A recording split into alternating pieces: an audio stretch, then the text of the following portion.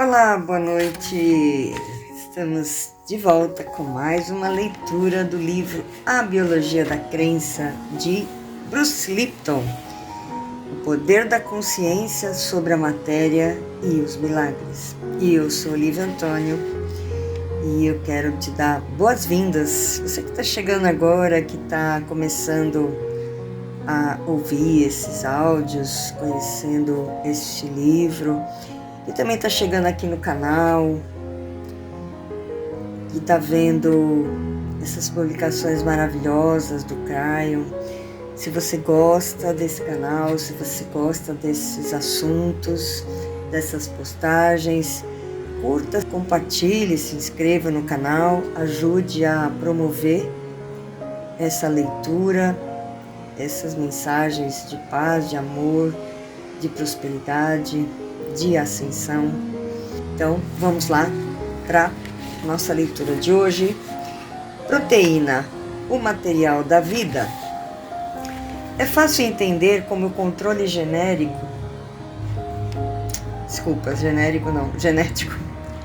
se tornou uma metáfora, pois os cientistas se adaptaram rapidamente aos conceitos a respeito do mecanismo do DNA. Especialistas em química orgânica descobriram que as células são feitas de 4 tipos de moléculas grandes: polissacarídeos, açúcares complexos, lipídios, gorduras, ácidos nucleicos, DNA e RNA, e proteínas. Embora a célula precise dos 4, o componente mais importante para a vida dos organismos é a proteína. A estrutura de nossas células é composta em grande parte de blocos de proteína. Observando os trilhões de células que compõem nosso corpo, poderíamos dizer que são pequenas máquinas de proteína, embora já se saiba que são muito mais que meras máquinas. Parece algo simples, mas não é. Para se ter uma ideia, são necessários mais de 100 mil tipos diferentes de proteínas para compor nosso corpo. Que fantástico isso, né? Vejamos como elas são organizadas. Cada proteína é uma cadeia ou cordão, entre aspas, linear de moléculas de aminoácidos, parecida com aqueles colares de contas plásticas coloridas de brinquedo de que as meninas gostam. Veja a ilustração seguinte. Cada cadeia representa uma das 23 moléculas de aminoácidos utilizados pelas células. Embora a analogia do colar de contas seja interessante para elucidar o conceito, nem todos os aminoácidos têm formato tão perfeito. Para se aproximar do formato real, tente imaginar um colar que saiu da fábrica um pouco deformado. Para ter uma ideia ainda melhor de como são os aminoácidos que formam a espinha dorsal, entre aspas, das proteínas das células, imagine um colar mais maleável que o de bolinha de plástico, mas que pode se romper se for esticado ou dobrado com muita intensidade. A estrutura e o comportamento dessa coluna vertebral também podem ser comparados aos de uma cobra, com pequenos ossos interligados chamados vértebras, que lhe permitem se mover e ficar nas posições mais variadas ou mesmo se enrodilhar. As juntas flexíveis, entre parênteses, ligações peptídicas, entre os aminoácidos dessa coluna de proteínas permitem que cada uma delas adote um formato diferente.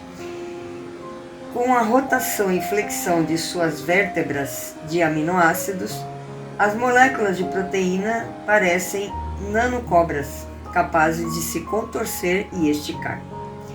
Há 2 fatores básicos que determinam o contorno da espinha dorsal de uma proteína e, por conseguinte, sua forma. Um é o padrão físico definido pela sequência de aminoácidos de formatos diferentes que formam o colar.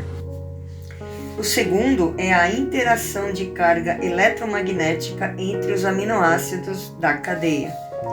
A maioria deles tem carga positiva ou negativa, o que os transforma em uma espécie de ímã.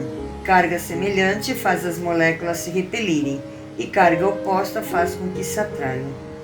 Como mostra a figura acima, A espinha dorsal flexível de proteínas encontra a posição ideal quando suas juntas de aminoácidos giram e se adaptam para equilibrar a força gerada pelas cargas positivas e negativas. As espinhas dorsais de algumas moléculas de proteína são tão longas que requerem ajuda de assistentes, entre aspas, chamadas proteínas acompanhantes, para serem dobradas. Proteínas em posição incorreta não funcionam direito, exatamente como a coluna vertebral humana. Essas proteínas anormais são marcadas pela célula para serem destruídas. A cadeia é então desmontada e seus aminoácidos reciclados na síntese de novas proteínas. As espinhas dorsais A e B têm exatamente a mesma sequência de aminoácidos. Abre parênteses, junções de PVC, fecha parênteses. Mas estão em posições, conformações, entre parênteses, totalmente diferentes. As variações no formato da coluna são resultado dos diferentes movimentos de rotação nas junções entre os encaixes, assim como as junções de PVC. Os elos, entre parênteses, ligações peptídicas, dos aminoácidos giram, permitindo que a espinha dorsal se contorça como a de uma cobra. A maioria deles pode adotar as formas mais diversas, porém, tem preferência por 2 ou 3 configurações específicas. Qual das duas, então, A ou B, você imagina que essa hipotética proteína irá preferir? A resposta tem a ver com o fato de que os elos dos aminoácidos das pontas têm carga negativa. Como cargas semelhantes se repelem. Quanto mais distantes estiverem uma da outra, mais estável será a configuração. Portanto, a configuração A seria a mais provável, porque suas extremidades ficam bem mais distantes uma da outra do que as da configuração B. Como as proteínas criam a vida? O que distingue os organismos vivos dos outros é a capacidade de se moverem, ou seja, o fato de serem entidades animadas. A energia que permite seus movimentos é responsável por todo o trabalho, entre aspas, que caracteriza a vida dos organismos, como a respiração, a digestão e a contração muscular. Para entendermos melhor a natureza da vida, precisamos compreender um pouco sobre o funcionamento das máquinas, entre aspas, de proteína. O formato final ou conformação, abre parênteses, termo técnico utilizado pelos biólogos, fecha parênteses, de uma molécula de proteína é o resultado do estado de equilíbrio entre suas cargas eletromagnéticas. Mas, se as cargas positiva e negativa das proteínas são alteradas, sua espinha dorsal muda drasticamente de posição para ajustá-las à nova distribuição de energia. A distribuição dessa carga eletromagnética pode ser seletivamente alterada por diversos processos. Ligação com outras moléculas ou grupos químicos, como os hormônios, remoção enzimática ou adição de íons carregados ou mesmo a interferência de campos eletromagnéticos, como aqueles emitidos por telefones celulares. Song, 1989. As proteínas de formato adaptável exemplificam uma ação de engenharia ainda mais impressionante, pois seu formato tridimensional também lhes permite estabelecer ligação com outras proteínas. Quando uma delas encontra outra molécula que a complementa em termos físicos e energéticos, as duas se conectam exatamente da mesma maneira que os produtos de fabricação humana, como o mecanismo de uma batedeira ou de um relógio analógico, por exemplo. A figura A mostra a disposição preferida de nossa hipotética espinha dorsal de proteína. As forças entre os dois terminais de aminoácidos, entre parênteses arcos, negativamente carregados se repelem e fazem com que a estrutura se estenda, deixando-os o mais longe possível um do outro. A figura B mostra mais de perto a estrutura de uma extremidade do aminoácido, um sinal que nesse caso é uma molécula com uma carga elétrica altamente positiva, entre parênteses, esfera branca. Faz com que ela seja atraída e estabeleça uma ligação com a extremidade negativa, do aminoácido da proteína. Nesse caso, a carga do sinal é mais positiva e mais forte que a carga negativa do aminoácido. Quando o sinal se ajusta à proteína, passa a haver um excesso de carga positiva nessa extremidade da espinha dorsal. E como cargas positiva e negativa se atraem, os aminoácidos da espinha dorsal giram e adaptam seu formato para que as pontas positiva e negativa da estrutura se aproximem.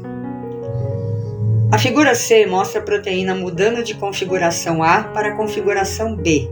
Essa adaptação gera um movimento que, por sua vez, gera uma função ou atividade como digestão, respiração ou contração muscular. Quando o sinal se interrompe, a proteína retoma a posição reta de sua preferência. É assim que as proteínas, estimuladas por sinais, geram os movimentos da vida. Uau! Parece que a gente está falando de um ser totalmente inteligente, não é? Que se adequa, se adapta às situações, às necessidades daquele que o tem, não é verdade? Muito incrível. Veja as duas ilustrações seguintes. A primeira mostra 5 proteínas de formato único, um exemplo clássico das engrenagens, entre aspas, presentes nas células. Essas engrenagens possuem extremidades tridimensionais mais macias que aquelas fabricadas por mãos humanas, mas que se encaixam e mantêm de maneira firme e segura a ligação com outras proteínas complementares. Na segunda ilustração, selecionei o mecanismo de um relógio para mostrar o funcionamento da célula. A primeira figura mostra uma máquina de metal com suas engrenagens, molas, pedras e a caixa do mecanismo. Quando a engrenagem A gira, faz com que a engrenagem B gire também, e o movimento de B desencadeia o movimento em C. Na imagem seguinte, sobrepus as engrenagens do relógio e o suave mecanismo das proteínas orgânicas, abre parênteses, ampliada milhões de vezes para ter o mesmo tamanho de um relógio, fecha parênteses, para que se possa ter uma noção mais exata. Imagine a proteína A de metal girando, imagine um relógio aberto, não sei se vocês já viram, mas é bem parecida a imagem que ele colocou aqui, fazendo com que a proteína B se movimente e, consequentemente, colocando a proteína C em movimento. Observe então a terceira figura, em que retirei a estrutura do relógio. Voilá! Você está vendo o mecanismo, entre aspas, de uma das milhões de proteínas que compõem uma célula. Bem interessante os desenhos aqui. Proteínas citoplásmicas que cooperam entre si para criar funções fisiológicas específicas são agrupadas em grupos chamados vias. Esses grupos são identificados por suas funções como os das vias respiratórias, digestivas, de contração muscular e o infame ciclo de Krebs, amaldiçoado pelos estudantes de ciências que são obrigados a memorizar cada um de seus componentes de proteína e todas as suas complexas reações químicas. Você consegue imaginar a alegria dos biólogos quando descobriram o funcionamento dessa máquina de montagem de proteínas? As células utilizam os movimentos desse mecanismo para desenvolver funções específicas de metabolismo e comportamento. Um movimento constante e adaptável das proteínas que pode se repetir centenas de vezes em uma fração de segundos. É o movimento que impulsiona a vida. A supremacia do DNA. Você já deve ter percebido que ainda não falei sobre DNA, realmente. Mas há um motivo. A mudança da carga eletromagnética das proteínas é a responsável pelo movimento que gera o comportamento delas e não o DNA. Até hoje não sei como podemos pensar que os genes, abre aspas, controlam, fecha aspas, a biologia. Em A Origem das Espécies, Darwin sugeria que os fatores hereditários eram passados de geração em geração, controlando as características de cada uma delas. A influência dessa teoria foi tão grande que os cientistas acabaram concentrando suas pesquisas em identificar o material hereditário que acreditavam ser a base da vida. Em 1910, análises microscópicas revelaram que as informações hereditárias que passavam de uma geração para outra estavam nos cromossomos, estrutura semelhante a fios que se tornam visíveis nas células no momento em que elas se dividem em dois, abre aspas, filhotes. Os cromossomos são incorporados à organela maior desses filhotes, o núcleo. Os cientistas isolam, então, o núcleo, dissecaram os cromossomos e descobriram que os elementos hereditários eram compostos de apenas 2 tipos de moléculas, proteína e DNA. Perceberam então que, de alguma maneira, as máquinas de proteína da vida faziam parte da estrutura e da função dessas células de cromossomos. A compreensão das funções dos cromossomos se tornou mais clara em 1944, quando os cientistas determinaram que era o DNA que continha as informações hereditárias. As experiências de seleção do DNA foram solenes. Aqueles cientistas isolaram DNA puro de uma espécie de bactéria, que vou chamar de espécie A, e aplicaram esse DNA a culturas que continham apenas bactérias do que chamarei da espécie B. Em pouco tempo, as bactérias da espécie B começaram a apresentar traços hereditários que antes só existiam na espécie A. Quando se descobriu que não era necessário nenhum outro elemento além do DNA para transmitir traços de uma espécie para outra, as moléculas de DNA se transformaram em estrelas da ciência. Faltava então desvendar a estrutura e as funções daquela molécula milagrosa. Moléculas de DNA são longas e têm o formato de um fio. São compostas de 4 produtos químicos que contêm nitrogênio, chamadas bases adenina, timina, citosina e guanina, ou A, T, C e G. A descoberta de Watson e Crick sobre a estrutura do DNA levou à conclusão de que a sequência das bases A, T, C e G explicam a sequência de aminoácidos em uma espinha dorsal de proteínas. Esses longos fios de moléculas de DNA podem ser subdivididos em genes isolados, segmentos que fornecem o projeto de proteínas específicas. O código para se criar máquinas de proteína havia sido finalmente desvendado. Watson e Crick também explicaram por que o DNA é a molécula hereditária perfeita. Cada um desses fios é normalmente entrelaçado a outro, uma configuração chamada de, abre aspas, dupla espiral, fecha aspas. O conceito genial desse sistema é que as sequências das bases de DNA em ambas as espirais são cópias perfeitas uma das outras. Então, se elas se separam, cada uma contém as informações necessárias para criar outra cópia exata de si mesma. Essa característica lhes permite ser autorreprodutora. Por isso, os cientistas imaginaram que o DNA pudesse, abre aspas, controlar, fecha aspas, seu processo de duplicação, ou seja, que fosse, abre aspas, dono do próprio nariz, fecha aspas. O conceito de que o DNA tivesse esse poder de reprodução e também que servisse de modelo para as proteínas levou Francis Crick a criar o dogma central da biologia, a crença de que o DNA controla a vida. Esse dogma passou a ser tão importante para a biologia moderna que se tornou algo como os 10 mandamentos da ciência, também chamado de supremacia do DNA, entre aspas. O conceito de que o DNA tivesse esse poder de reprodução e também que servisse de modelo para as proteínas levou Francis Crick a criar o dogma central da biologia, a crença de que o DNA controla a vida. Esse dogma passou a ser tão importante para a biologia moderna que se tornou algo como os 10 mandamentos da ciência, também chamado de, abre aspas, supremacia do DNA, fecha aspas. Está presente em todos os textos científicos da atualidade. O DNA figura com destaque na teoria do funcionamento da vida, seguido de perto pelo RNA, O RNA é uma espécie de fotocópia do DNA, um gabarito físico que contém todas as sequências de aminoácidos que formam a espinha dorsal de uma proteína.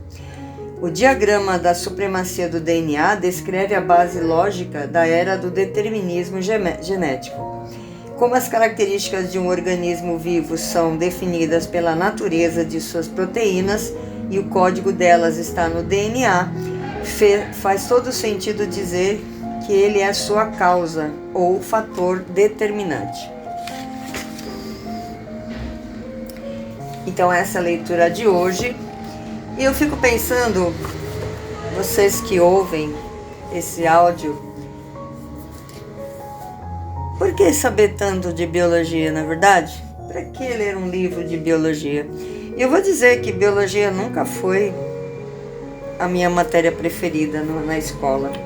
Mas hoje eu vejo com olhos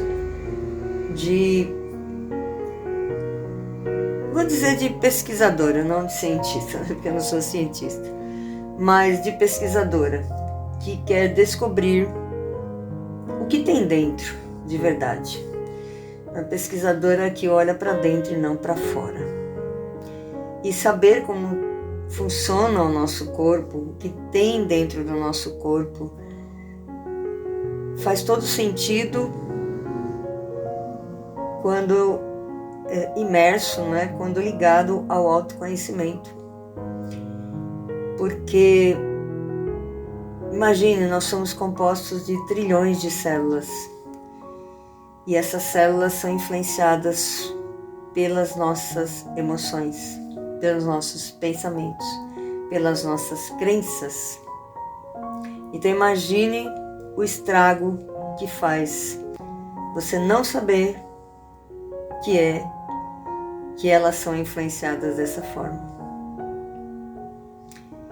Imagine o que você tem pensado, sentido, falado durante todos esses anos que tem criado a realidade física, emocional, mental, a qualidade da saúde ou da falta dela nas suas células, no seu corpo e, consequentemente, no seu corpo.